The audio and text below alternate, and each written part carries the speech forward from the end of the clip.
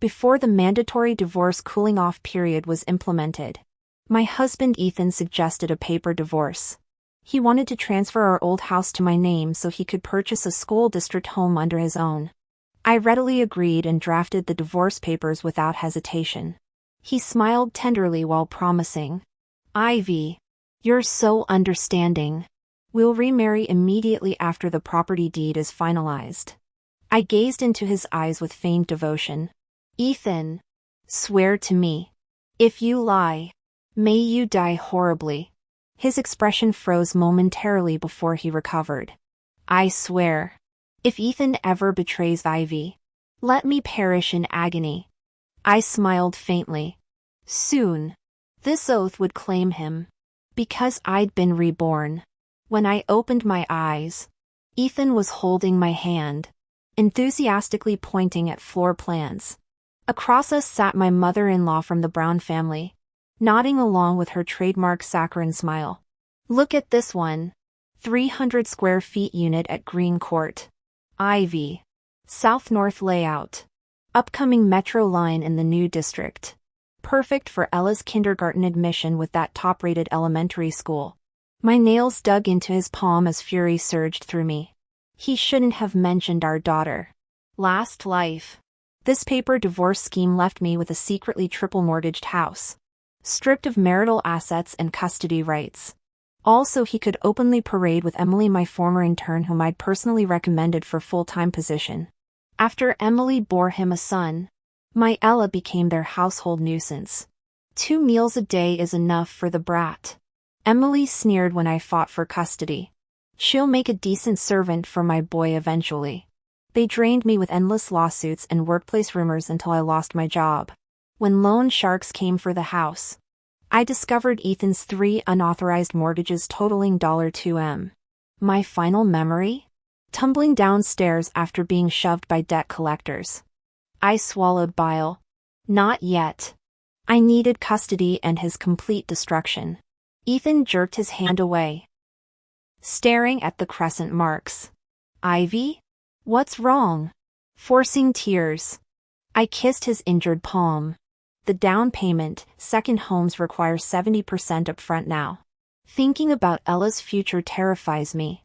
My weeping intensified as I recalled his mother's scare during pregnancy.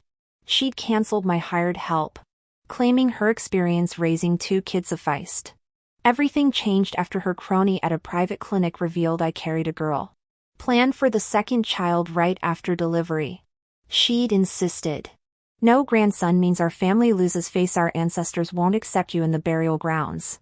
When I refused, cold leftovers and sabotaged food deliveries became routine. Ella arrived a month early. Oxygen deprived after this hag blocked my emergency C-section. Only my parents rushing from out of state saved us.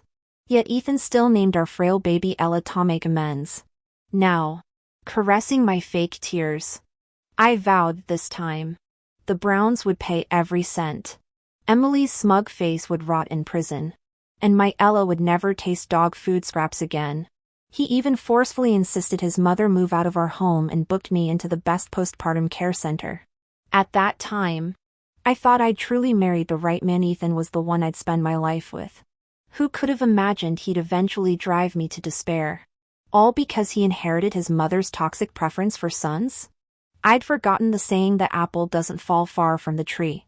If the foundation's rotten, what hope is there for the rest? An idea suddenly struck me. In my previous life, I'd fantasized countless times about making their entire family lose everything if given another chance. Ethan hugged me, oozing fake concern. "Honey, John's family just bought a new place with 35% down payment, saved over $100K in taxes." I looked up with teary eyes, blending truth with deception. "But aren't they restricted from purchasing?" "How?" "Our coastal city's policy required 35% down with 5% deed tax for first homes, doubling for second properties. Singles could buy 1, married couples 2. They filed a paper divorce." He explained, fingers brushing my nose. "Transferred their current home to his wife so he could get the first-time buyer rate." My mother-in-law's beady eyes gleamed. How much saved? Ethan flashed 5 fingers mysteriously. At least $500K with interest and tax breaks. That much? I feigned shock. Hand covering my mouth. No risks? None. Real love can't be broken by paperwork. His saccharine gaze made my stomach churn. Forcing adoration. I murmured. You're right. Let's plan this. Both Ethan and his mother perked up instantly. He produced a calculator.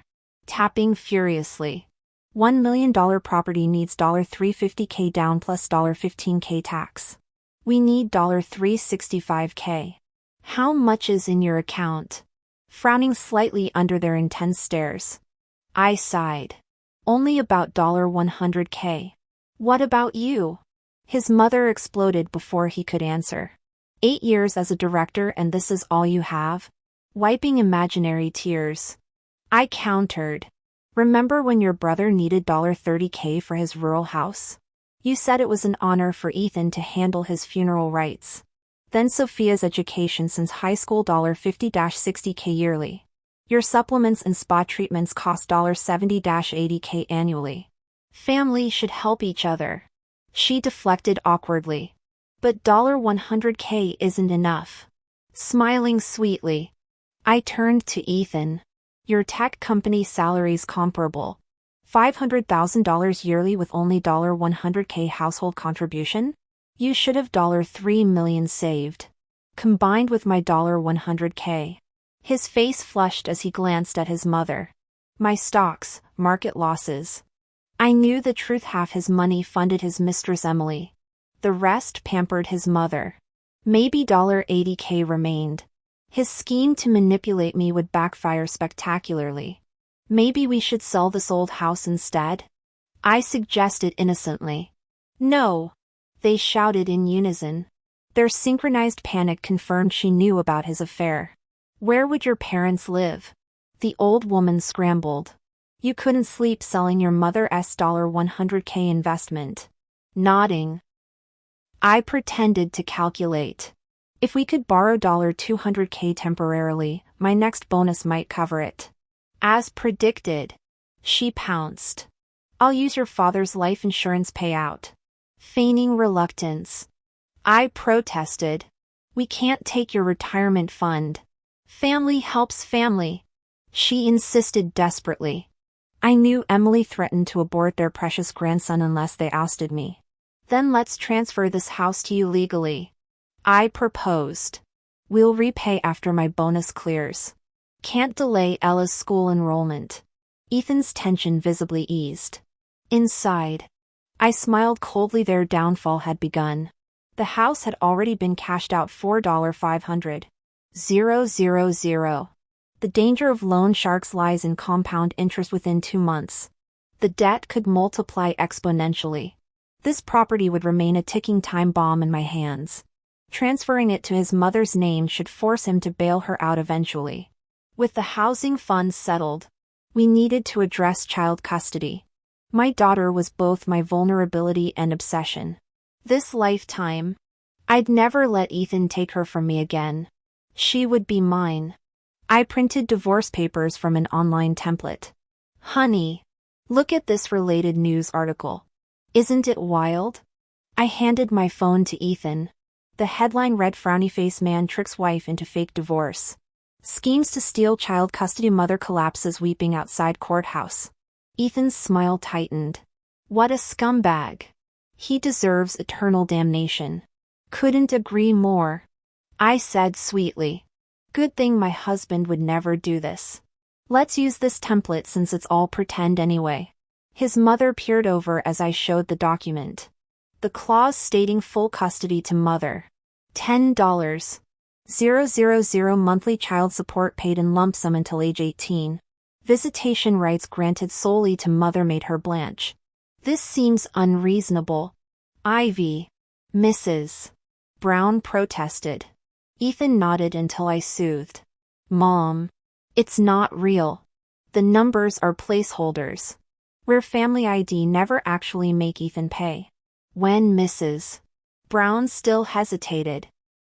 Ethan gave her a barely perceptible nod. She fell silent. Whatever you want, sweetheart, Ethan vowed. Hand over heart. Just name it. I dabbed imaginary tears. My mom misses Ella. Remember when she rocked her for months as a baby with colic? With this fake divorce, if rumors reach Ella, my voice broke artfully. I want to send her to Suzhou for a visit. Ethan relaxed visibly. Her preschool's on break. We'll all go. No need. I interrupted. You're busy with the new house. I'll ask Mom for renovation funds while I'm there, easier without you. Mrs. Brown kicked Ethan under the table. Good idea. Visit your mother. We printed duplicate agreements. Ethan signed eagerly. We'll remarry as soon as the deed clears. He promised. Swear it. I pressed. Swear you'll die horribly if you betray me. He hesitated. I swear if Ethan betrays Ivy. May I die wretchedly. I smiled. His oath would claim him soon enough. As for remarrying this community dick, I'd rather gargle bleach. Oh Mom. I added. Remember that Yunnan trip? I booked your tour for after the transfer. Mrs. Brown beamed. I retreated to our bedroom, remembering last lifetime's disaster. To mend relations. I'd send her traveling then too. She'd smashed jade bangles in some boutique, costing me $150K in damages and humiliating apologies. By my return, Ethan had bought his love nest and married Emily. That bitch Emily hid my Ella. Spread rumors about me abandoning my family. Even posted manipulative TikTok videos making my daughter believe I'd rejected her. I still hear Ella's screams from mommy in those clips. I was crucified by online keyboard warriors in a modern-day digital witch hunt. Branded a slut. What shattered me most was the 2-year radio silence with my daughter that began that day. My sweet Ella used to have porcelain skin and dimpled smiles that could melt glaciers, my sunshine girl.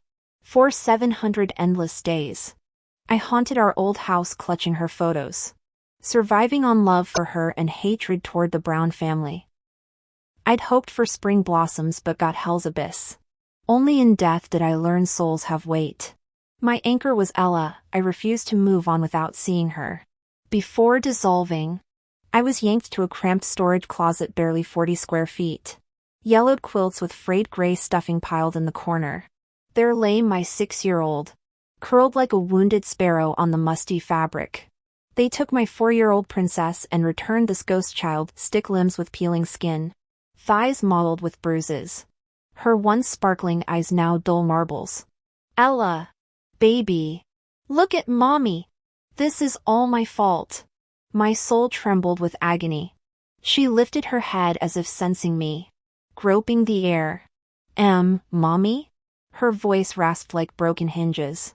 She collapsed onto the quilt, clutching a threadbare teddy bear. Mommy, hurts. I screamed until my spectral throat bled, pounding against the invisible barrier between us. When are you coming? I've been so good, her whimper gutted me. Ethan and Emily knew my weakness, they weaponized Ella's captivity. My baby became their torture puppet. They locked her in this coffin-sized room, denied her school, marinated her in pain. 6 years old. My essence battered the barrier as sudden wails erupted outside. Footsteps thundered. Ella scrambled on all fours toward the corner, chanting sorry Aunt Emily. Won't cry. Emily kicked the door open, shadowed by Grandma Brown bouncing a chubby toddler. Shut your trap. Bastard child. Even your slut mother abandoned you. The hulking woman snatched Ethan's belt from the entryway. Grandma crooned. Spare the rod. Spoil the child. Beat the mommy longing out of her. The leather cracked across Ella's shins. Her screams synced with the baby's wails. Emily's eyes glittered with perverse joy. Cry louder. Just like your precious mommy who looked down on us country folk. Where's her fancy Chanel bags now?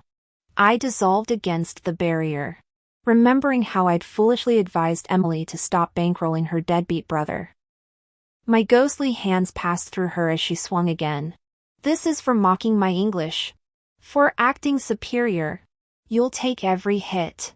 Girl, payment for being born. Each whip crack echoed my living failures. My daughter's whimpers shredded what remained of my soul. Mommy, promised, Ivy nibbled on a plain steamed bun with bottled water. When I accidentally shattered her fragile pride, I spoke to the boss about fast-tracking her probation period. Who knew such bitterness would fester that she'd destroy my family and my daughter Ella? Turns out you can't polish poverty-stricken trash into gold. Ethan returned from work to chaos. I pleaded with him with my eyes, begging him to restrain the raging Emily. Instead, he coldly remarked, "Keep it down." Last noise complaint brought the homeowners association knocking. This man who'd shared half my life 12 years from college through marriage and motherhood revealed his true icy nature. I remembered him at university, wearing faded clothes as he stood rigidly straight before the student council president. Even when rejected for that part-time job, he'd simply said thank you with frosty dignity. That proud poverty captivated me. Later, I secured him a library shelving position. During breaks, I'd tease him between book stacks, stealing kisses in hidden corners. "You'll always be my forever love," he'd vowed. Now our daughter Ella meant nothing but trouble to him. Rage burned through me as wind rattled the windows. When the neighbor's obese son had a seizure, the Browns scrambled to the hospital, leaving Ella trembling under threadbare covers.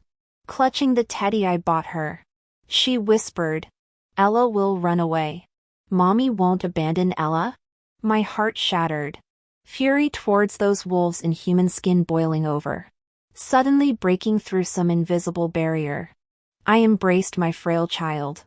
"Mommy loves you," I murmured. A sigh echoed around us. One more chance then. Make it count. Each memory stabbed my heart. My nails dug crescents into the travel brochure as I messaged Lucy, "Change my mom's Yunnan luxury tour to the Pinduoduo shopping package." Lucy replied instantly, "MS. Clark. Those are all forced shopping stops with no real sightseeing. My mother enjoys spending on jade bracelets." I typed back. After prolonged typing indicators, Lucy responded, "Understood. We'll ensure Mrs. Brown shops till she drops." The refund difference appeared immediately. $3,000 budget tour versus the original $20,000 luxury package. The savings would buy my mother an indestructible gold bangle. Handing the travel documents to my mother-in-law, I cooed, "Enjoy next week's trip. Mom. It's VIP service, demand anything you want." The woman who'd terrorized our housekeepers preened. "Such extravagance." She simpered. "But what if I see something nice? This old lady's pockets aren't deep." Lowering my eyes, I produced a platinum card.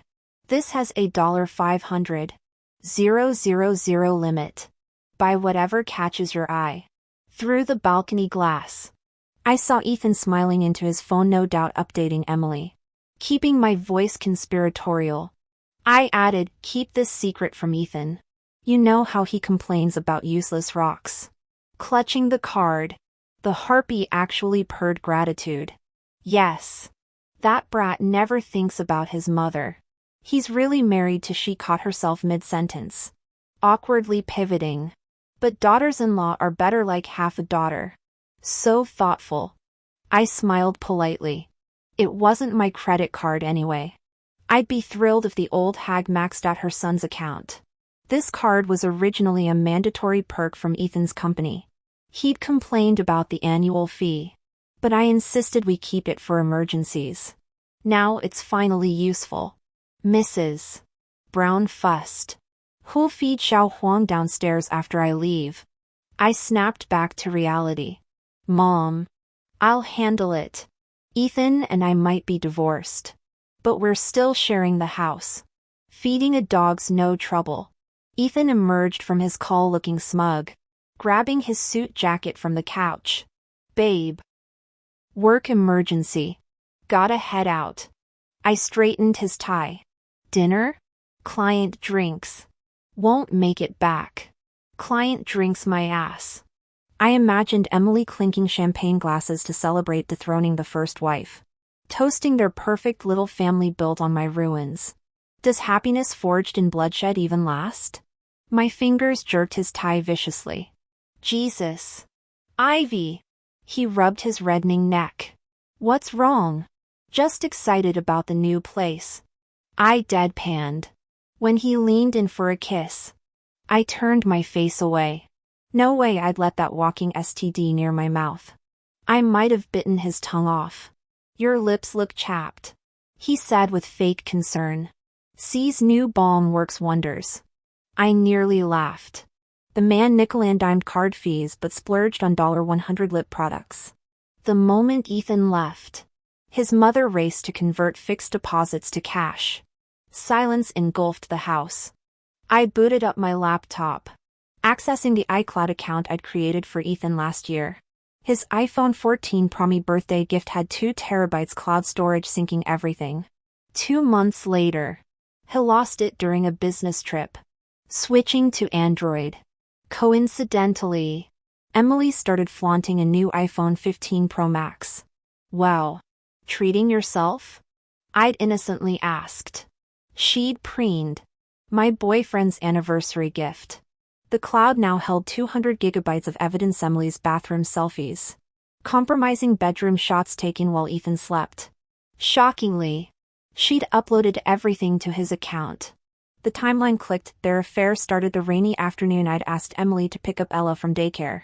Security footage showed her soaked white blouse clinging as Ethan draped his jacket over her shoulders. Buying her hot tea. A predator and opportunist playing house. I downloaded the files, backing them onto 3 USB drives.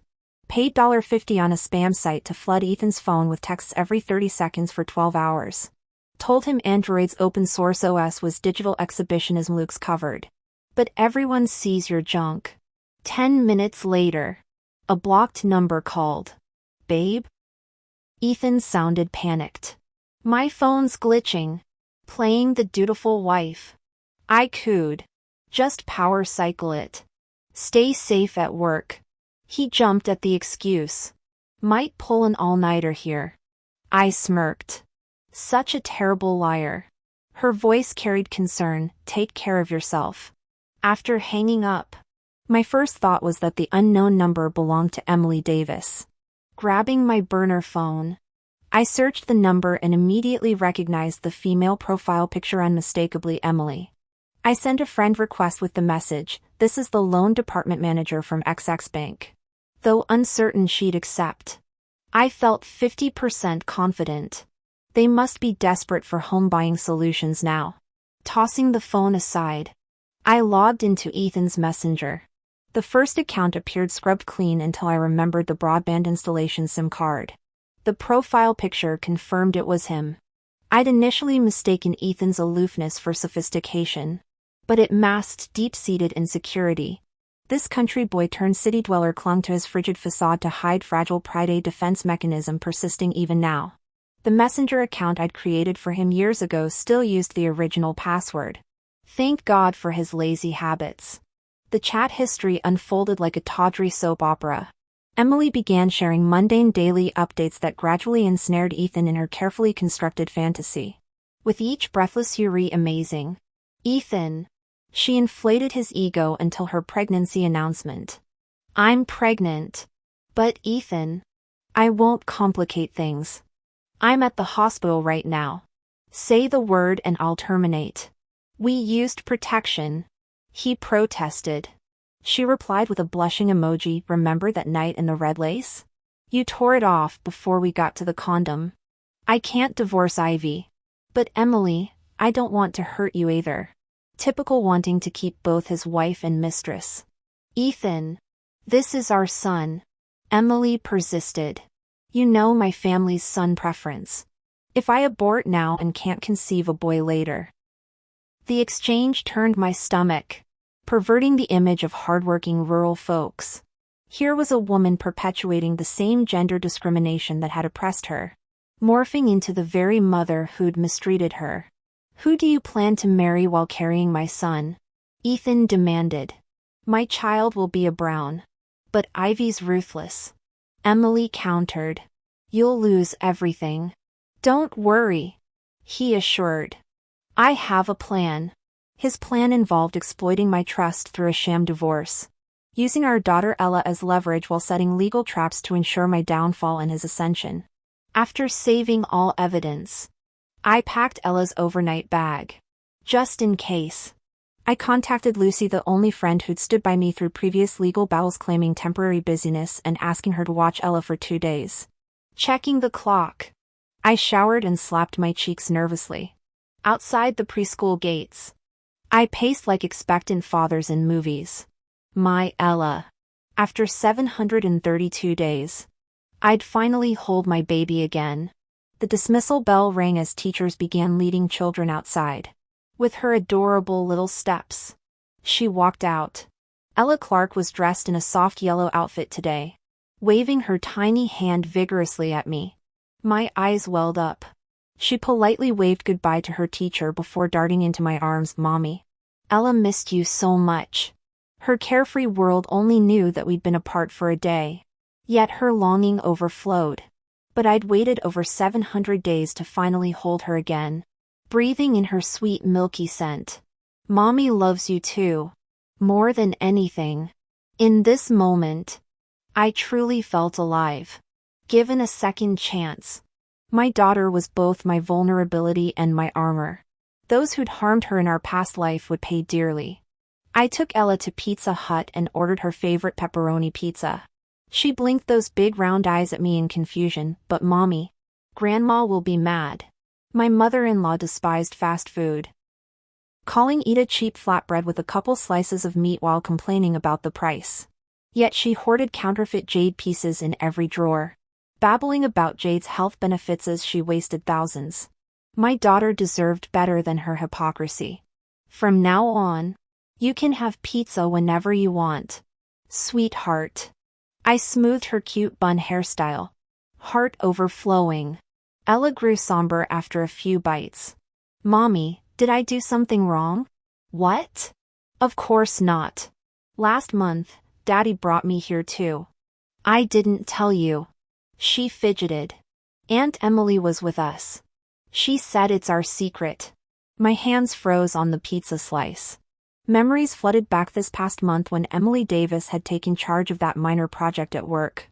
I'd mentored her, wanting her to succeed, knowing her family favored her brother. Our company's unusual 2-year probation period meant everything. Mommy saw Aunt Emily put her feet on Daddy's lap. Ella continued solemnly. Daddy said she had a splinter. But that's wrong. Only Mommy should sit like that. Her child's logic held absolute truths. Clenching my fists under the table, I whispered, Ella, I need you to believe me about something important. My 4-year-old slid from her seat and wrapped herself around me. I'll always believe Mommy. Mommy and Daddy won't be living together anymore. Her tears came faster than mine. I had a bad dream. Daddy was with Aunt Emily. They hit me. I had no home. I only want Mommy. Her fierce hug confirmed that my baby had relived our tragedy too, mistaking rebirth for nightmares. Let's visit Aunt Lucy for a few days. Okay? Then we'll go home to Grandma in Springfield. As we shared our last bites, savoring this fragile peace, I marveled at her resilience. Later at Lucy Green's apartment, my friend took one look at my face and demanded, Ivy, what's wrong? Ethan's cheating and stealing marital assets. That bastard. Lucy slammed her coffee mug. Last week I saw him at CJ Mall buying Celine. Since when does that miser splurge on you? Should have known it was for his side piece. She rolled up her sleeves with murderous determination. I'm gonna claw his face off. I chuckled and hugged her. You're the best, Lucy. But I've got a plan. Just do me one favor. Name it. Should I gut that homewrecker or start a Twitter thread exposing her? Take Ella to stay with my mom. Help them find a new apartment where the Browns can't track them. I handed over my daughter's birth certificate and ID. What about you? I'll come find you after they're settled. Promise me you won't face this alone. I nodded, watching Lucy leave with Ella before heading straight to the private investigator. Money greases wheels. Last life's evidence struggles stemmed from poverty. Now, staring at my 7-figure bank balance from the company's profit-sharing plan that Ethan knew nothing about. Unlike last time when I'd stupidly disclosed assets for our down payment. I felt armored. $20,000 bought 24/7 surveillance on Ethan with $5K bonus for cheating proof. Premium service delivered instantly. The investigators team was already positioned outside Emily's apartment where Ethan's SUV sat parked. Accessing OnStar navigation. I downloaded a year's worth of GPS logs. Emily's secret social media account unfolded like a tawdry romance novel. Filet mignon dates. Ferris wheel kisses. Nesting in their love nest pretending to be married. The pregnancy test with caption 300 days. Our little warrior boy will have daddy's strong jaw made me gag. All-nighter organizing evidence left my eyes burning but adrenaline surging. Let the games begin. True to form, Ethan ghosted all weekend. Come Monday, I escorted his mom to transfer the house deed. Thank God for her historic tantrum about adding her name to the property alongside my mother's. Now we could bypass Ethan. He stepped out to call his loan shark before signing, clearly verifying that transferring ownership would saddle me with his debts. His pen slashed the paper with conviction. The old bat balked at wiring $200K until a nosy neighbor intervened. $2 million for eating garden? Sweetheart. Market rates too. 6. I smiled. Family discount. The busybody patted Mother Brown's shoulder. You're robbing this girl blind. If you don't want it, back off. The hag hissed, completing the transfer labeled property purchase. Our $500 actress neighbor winked, exiting. Post-lunch divorce appointment. I tugged Ethan's sleeve outside the registry. They make couples do counseling now. Pinch me hard before we go in. I'll cry about your gambling debts and domestic violence so they fast-track it. You taking full blame protects your reputation. He wavered until I added, this way we can rebuy property faster before the cooling-off period extends to 2 years. His phone rang. I pretended to text while eavesdropping from behind a potted fern. Ethan's voice carried cold and clear, almost done. Stop nagging. The loan officer insisted that marriage was required to secure the full loan amount. With the new policy on school district housing, the child's residence must be registered at birth in the district. All right. All right. Stop crying. I'll process it immediately. I texted back, lips curling into a slow smile. I'll find an excuse to send her away. Come over soon so we can get the marriage license. We'll pay the deposit this afternoon. Emily had never been particularly bright. Posing as the loan officer, I'd added her on social media. Within 2 days, she'd panicked into rushing the paperwork, likely terrified Ethan would bolt. For someone of her social standing, Ethan was the ultimate catch. Will you regret this? I asked Ethan as we stepped into the building. He paused, flashing that charming grin. Why would I regret buying property? Good. My smile turned genuine. May your future be smooth sailing. He cleared his throat awkwardly. Same to you. The clerk separated us into different rooms. Before the woman across the desk could speak, I burst into tears, revealing bruised arms. We're both women. I choked out. Who'd choose divorce unless desperate? Look what he did: cheating, domestic violence, gambling. He took our daughter partying with his mistress. And now she's sick. When my mother bought our house, his family snatched it below market value. I just want out. The clerk's eyes reddened as she stormed out, returning with Ethan's notarized confession, admission of abuse, loan shark debts causing marital breakdown, voluntary surrender of all assets. Impressive. Don't be afraid. The counselor hugged me. Women must speak out. The law protects you. This time, my tears were real, years of struggle crumbling before unexpected kindness. Ethan looked pale as the divorce certificate seal obliterated our marriage license. Red stamps, mourning red covers. Birthing new beginnings. Those clerks were so harsh. Honey. He whined outside. Still playing husband. I pointed to the radiant couples at the marriage counter. Notice how their clerks smile? One wall-separated laughter from Tearslove's beauty reduced to debris when affection dies. Ethan paced nervously. A telltale sign I pretended not to recognize. What's wrong, Ethan? I asked first, letting him exhale in relief. I need to pick someone up. Let me drive you home. Guilt dripped from his voice, but anticipation lit his eyes. Work comes first. My departure cleared the path for his new vows. As he watched me leave, the private investigator's message arrived. The documents arrived at the marriage registration office. A photo followed immediately. Emily Davis stood in a red dress, shedding her usual timidity for triumphant arrogance. But her victory shattered at the civil service counter when the clerk sneered. Divorced in the morning, remarried in the afternoon? Even industrial pipelines aren't this efficiently connected. Ethan flushed with embarrassment while Emily bristled. We're here for legal marriage registration. She snapped. The clerk who'd processed my divorce earlier snapped back. Legal doesn't mean moral. Emily clutched her stomach dramatically, gazing pitifully at Ethan until threatened complaints forced the reluctant staff to proceed sans congratulatory remarks. 2 videos reached me that afternoon. One from the private investigator. Another from my therapist. Her message read, Congratulations on your rebirth. My door remains open. I greater than I replied, I thanks. Trash belongs in dumpsters. I. Using my loan officer alias, I flooded social media with analyses of Harbor City's real estate trends. Predictably, Ethan called within hours. Honey. Greencourt sales agent says our dream unit has multiple offers. Wire the $500K deposit now. $500,000? I wouldn't lend him 5 cents. Right away. I texted, then sipped my mocha at the cafe. Outside, lovers shared ice cream cones. Romance seemed sweet until it demanded self-immolation. His follow-up calls came rapid fire. Ivy, where's the transfer? A salesperson's voice chirped in the background, Mr. Brown. We've got 3 families eyeing this unit. Oh, Ethan.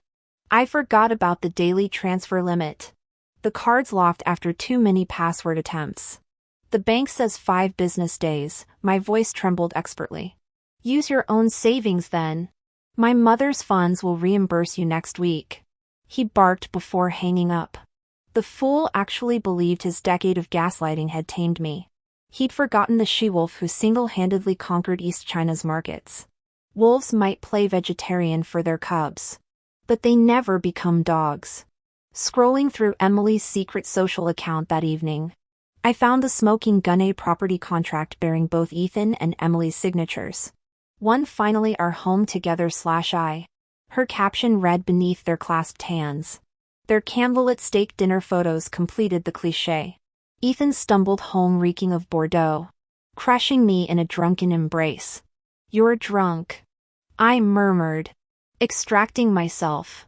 He sprawled on the sofa, shedding pretense along with his tie. As I gathered his discarded jacket, my voice softened to its practiced timbre. I made your favorites to celebrate. His smirk widened at my submissive demeanor. The spread contradicted every wine pairing rule: braised lamb chops swimming in garlic sauce, sulfurous scrambled eggs with chives, stir-fried conch, and chestnut chicken stew. I raised my shot glass of 65% Baijiu. After all our struggles, home, cars, future family, promise you'll never leave me. Tears glistened as I smiled. The perfect blend of vulnerability and devotion. Let them choke on their ill-gotten feast. The real banquet was just being prepared. Under my coaxing, Ethan downed one drink after another. In the past, I'd never let him indulge in heavy meals or hard liquor at night for his health. Last year's physical showed concerning stomach indicators the doctor warned about cancer risks without proper care. From that day, our dinner table only saw healthy recipes. When he ate vegetarian, I joined him. His resulting gloom should have warned me. This past year, his overtime work excuses masked lavish dinners with Emily. Now I stoked those flames. He returned increasingly late while Emily's social media flaunted their gourmet adventures and wine tastings. I delivered customized soups and dishes daily. Let them enjoy their free maid service. My quiet laughter echoed as I sipped tea she could drink to her heart's content. Ethan still needed my promised funds. So he kept playing the doting husband. I reciprocated the charade, preparing elaborate meals and accidentally including his favorite liquor. When he pressed about the money, I blamed bank delays, transferring $10K to maintain trust. Claiming fatigue, I took medical leave from work, abandoning Emily's floundering project. Her tearful call came inevitably. Ivy, you need to come back. The contract, I made a mistake. The mistake being a catastrophic typo in the contract where she'd added an extra zero to the $3 million deal, turning it into $30 million. Walking into the office, I absorbed the hushed whispers and sidelong glances. Emily rushed toward me, her perpetually drooping eyelids enhancing the damsel in distress aura men found irresistible. Ivy, I swear I didn't mean to save it. I strode past her into the corner office where Brian Sheen stood frowning by the floor-to-ceiling windows. My university senior turned business partner maintained his sharp features though tension creased his brow. Don't even think about covering for her this time, he warned. Who said anything about covering? I smiled. Adults should clean their own messes. His shoulders relaxed. The Suzhou project? I'm in. Last lifetime, I'd rejected this partnership for Ethan and Ella. Never again. We shook on it. Welcome aboard, Director Clark. Pleasure doing business. Mr. Cheen. Exiting. I paused. Better call security. I might commit assault later. His startled expression fueled my satisfaction. The break room murmurs died as I passed. Emily's shrill voice pierced the silence. This is all your fault. Her palm flew toward my face. I caught her wrist mid-swing. Years of suppressed fury surging through my veins. Fu Chang from Department 2, who's always had a beef with me, was chatting with his team members. Now that the intern she mentored messed up, the Sioux City project is definitely yours. Director Fu. Fu Chang smirked. Not necessarily. She's still Mr. Clark's favorite. His team member sneered. That so-called special relationship? Heard she divorced her husband Ethan after hooking up with Mr. Clark. They've been having an affair for ages. The men burst into vulgar laughter. That body though, wonder how much it'd cost to get a piece. You think you're Mr. Clark? He's rich and handsome. What do you have? My magic stick. More raucous laughter. I kicked the door open, confronting their stunned faces. Is this true? I didn't even know. My voice trembled. Fu Chang backpedaled. Just office gossip. Gossip? Since when did I divorce Ethan because I slept with Mr. Clark? My shout drew curious colleagues. Emily Davis came running first.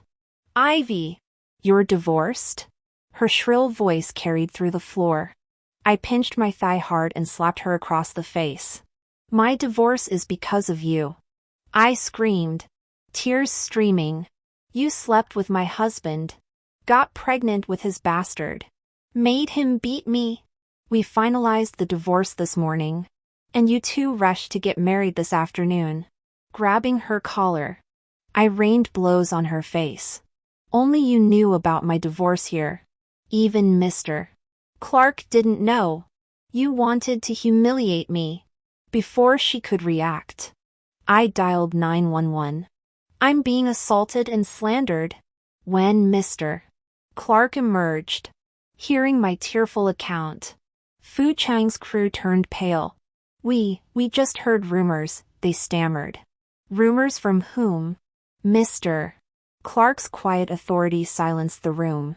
The men turned on each other, revealing a gossip chain spanning from accounting to maintenance. Finally, the janitor pointed at Emily crumpled on the floor. She told me in the restroom. Made me swear secrecy. Said Director Clark protects Ivy. The source was Emily after all. But this time, the tables had turned. Clutching Mr. Clark's sleeve, I sobbed. I tolerated her stealing my husband, but I can't let her drag your name through the mud. Full investigation. Now. Mr. Clark ordered. Police took everyone to the station. When Ethan arrived bewildered, I noted the timing. My mother-in-law should be smashing that jade bracelet in Yunnan right about now. Seeing Emily's bruised face, Ethan hesitated. Ethan, she whimpered. He rushed to me instead. Honey, are you okay? The officers stared at his audacity. I flinched dramatically. Don't hit me. I signed the papers. What's she talking about? Ethan turned to the police. Eyes reddening. We were only temporarily separated. I produced their marriage certificate. Temporary? The officers glared. You tricked me. Ethan lunged. I took his slap full force. Blood trickling from my nose as his hands found my throat. It didn't hurt. I almost wished he'd hit harder before they restrained him. The station erupted. An officer snapped cuffs on him while another gave me ice. Thank you. I stammered. The perfect victim. Miss Clark. How can we assist you? If you wish to press charges, we can detain him for intentional assault. I produced the divorce agreement. He hasn't paid a single cent in child support. Emily immediately stood up. He's Ella's father. A criminal record would affect our child too. Besides, that agreement is fake just for property purchases. Calmly, I presented documents bearing official seals. I respect the law. This divorce is legitimate. I displayed WeChat logs, hotel receipts, financial records, and IOUs. Officers. I devoted 12 years to his family-maintained ancestral graves. Funded his sister's education. The $2.5M house under my name was purchased with my mother's down payment and my mortgage payments. I settled $4.2M without taking advantage. As the wronged party, I only demanded full child support upfront to sever ties with the scumbag forever. My laughter held bitterness. Every document proves I never took a penny from Ethan. I fulfilled every duty as wife, daughter-in-law, and mother. He betrayed me. My voice steadied. Pay the full support, and I'll drop charges. We go our separate ways. The handcuffs clanked as Ethan thrashed. Emily collapsed at my feet, clutching my legs. Ivy. It's my fault. Don't ruin him. Give us 2 days. When her emotional blackmail began, I unleashed my own anguish, shocking bystanders. I sacrificed my youth for this family. My daughter was premature because of his mother's abuse. While I scraped by with drugstore lip balm, he wined and dined his mistress. He abandoned me for her unborn son. Emily paled, sweat beading as she lunged. Anticipating her ploy, I collapsed dramatically into an officer's arms. She hit the floor wailing. Ethan! The baby! Blood stained her dress. Amid the chaos, I feigned unconsciousness until EMTs arrived. Exhaustion finally claimed me in the ambulance. Weeks later, a Yunnan number flashed on my phone. My ex-mother-in-law's shrill voice pierced through. Ivy. Ethan's not answering. Come immediately. Amused. I replied. Mrs. Brown? What's wrong? Don't call me that. You. A staff member intercepted. Ms. Clark? Your ex-MIL smashed a $400K jade bracelet here. She refuses payment. Chuckling, I clarified. We're divorced. Charge Ethan's credit card authorized her $500K limit. After blocking all Brown family contacts, I received police updates. Emily's miscarriage complications from reckless behavior left her infertile. Arriving at her hospital room with lilies, I peeled an apple while she rasped hatred. Everything you have should be mine. The knife stilled. I earned my success through integrity and education. My parents taught me self-respect. Had you approached me honestly instead of scheming, I met her glare. We wouldn't be here. The fragrant blooms filled the room as truth settled some legacies shouldn't continue. But I clearly dreamed I would marry him. We'd have a big house and a son. She kept rubbing her belly, murmuring me boy. I sighed. You could have escaped that toxic family too. You chose the easy way out. The hospital room door burst open. A man lunged at Emily, yanking her hair and slapping her face. You slut! How dare you get married without bringing the bride price home? An older woman wailed. Emily, that rich man should give your brother $200K for his wedding. A teenage voice sneered. Dumb bitch. Letting him screw you for free. Security swarmed in as screams and curses collided. I wiped my knife clean, stabbed it into an apple, and left it on the nightstand. Police sirens wailed outside. Did you hear? Someone whispered. Some girl stabbed her brother in maternity ward 5. Sunlight broke through the clouds as I stepped outside, warming my face. Later, Ethan wired $1.5 million through the cops, begging for my mercy letter. I wrote it's still Ella's father. Wouldn't want his criminal record haunting my daughter. Besides, his days were numbered anyway. Before our final showdown, I'd made him take a physical. The report showed cancer markers quintupled. Gastric bleeding, liver damage. Betray Ivy and die wretched. He'd vowed. Look who's keeping promises now. Ethan kept demanding meetings. I blocked every plea. My darling Ivy. His texts gushed. I only made the mistake all men make. Let's remarry, I'll give you the old house. Private investigators kept watch 24/7 throughout our contract period. Turned out Ethan's mom got dragged back from Yunnan after trashing a $50K jade cabbage sculpture during a credit card tantrum. The Brown family's $2.5 million property got mortgaged. Ethan took out loan sharks to pay child support. Lost his new house deposit. Got beaten bloody when demanding refunds. As he desperately listed their home online, Emily stabbed her brother into psychosis and got institutionalized. When Ethan came crawling back, my PI pocketed his final payment and tipped his hat. Epic. He grinned. Bonus intel: loan sharks ruptured Ethan's stomach tumor during the beating. That benign growth turns terminal now. I laughed until tears streaked my mascara. Even Providence wants him gone. The PI shoved hands in pockets, trying too hard to look cool. Safe travels, Ivy. I smiled and handed him a dossier. Partner, I might screw you over one last time. He shook the folder containing Ethan's corporate data leaks. Anytime. Just try not to make it habit.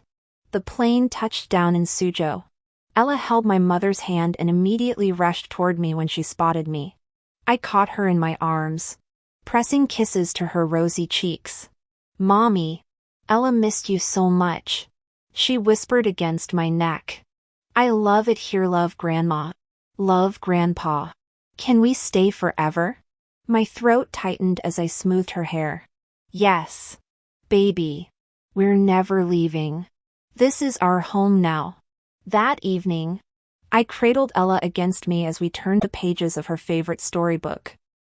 When we reached the ending where the prince finally reunites with his rose, she sighed contentedly and kissed both my cheek and her well-loved teddy bear's fuzzy head.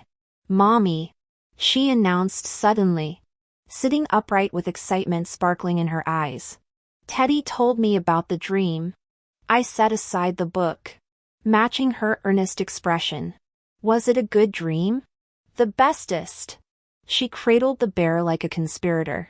Teddy said he messed up time somehow, but then he fixed grandfather clock so you and me get forever happiness together. Her small fingers traced the bear's left paw where the seam showed slight wear. He said it's extra special important because... My breath caught as she turned the stuffed animal over. revealing the jade pendant I'd sewn beneath its chest fluff during those endless nights of morning sickness. Moonlight glinted on the carved characters I'd chosen after 3 temple visits. Health, safety, boundless joy. Every stitch had carried that silent prayer, let my child know love. Let her life be gentle. Ella's forehead bumped mine as she nestled closer. The bear now pressed between our hearts. Teddy says you made the magic stronger when you sewed your wishes inside. That's why we're safe now. Right, Mommy? I blinked against sudden tears, holding tighter as her lashes fluttered against sleep-warm cheeks. Outside our window, summer cicadas hummed their lullaby to the starlit maple's ordinary music for our extraordinary forever.